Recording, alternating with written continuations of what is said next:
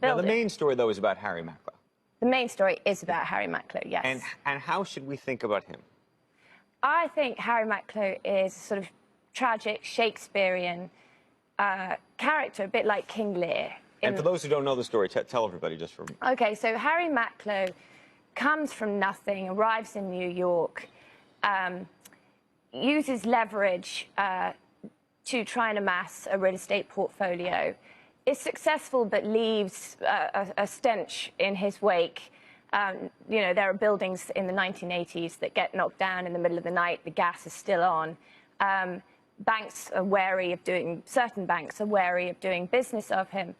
But he still wants to make it to the big leagues. And in 2003, out of really nowhere, he won the bidding war for the GM building with a lot of daring do. He did something that no one has ever done before. He stapled a $50 million check to his offering bid. And in the 30-day closing period, he actually switched banks. So there were two closing rooms, right. Wachovia, Deutsche Bank. It was all very dramatic. And people still thought, well, he's overpaid, it's all disastrous. He hadn't. He went on to negotiate with Steve Jobs and put Apple's the most famous Apple store in the world. There's a great little story in this book about how he actually tweaked the design of the Apple store on Fifth Avenue. Yeah. What was the tweak? So the tweak was Steve Jobs had said, I want a cube in the middle of the plaza outside. And this is the first time Apple had done those cubes, right? Absolutely. And said, I want it to look like this. And Harry thought, well, it's too big. But he's never going to listen to me if I just tell him it's too big. So they all assembled in the middle of the night on the plaza outside the building.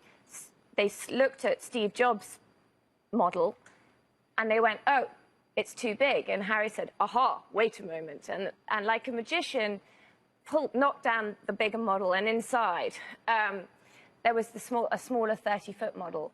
And they went, that's perfect. He said, that's what we're going to do.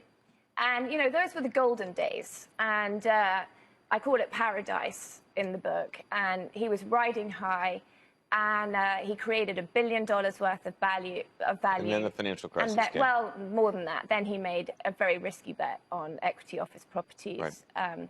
And he had a very short amount of time to repay a debt which he had personally guaranteed. And that was really, that was his undoing. So yes. He's 80 years old now?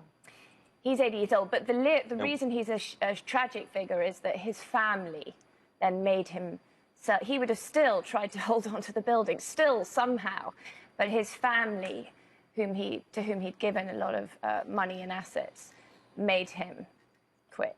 And that was really, he had come to identify with. And now he's trying to come back, right? He's been on the show. He's been on the show many times. He seemed fine. He was. Yeah, he does seem fine. Yeah. He sings a lot. He does? Cracks a lot of jokes. Yeah.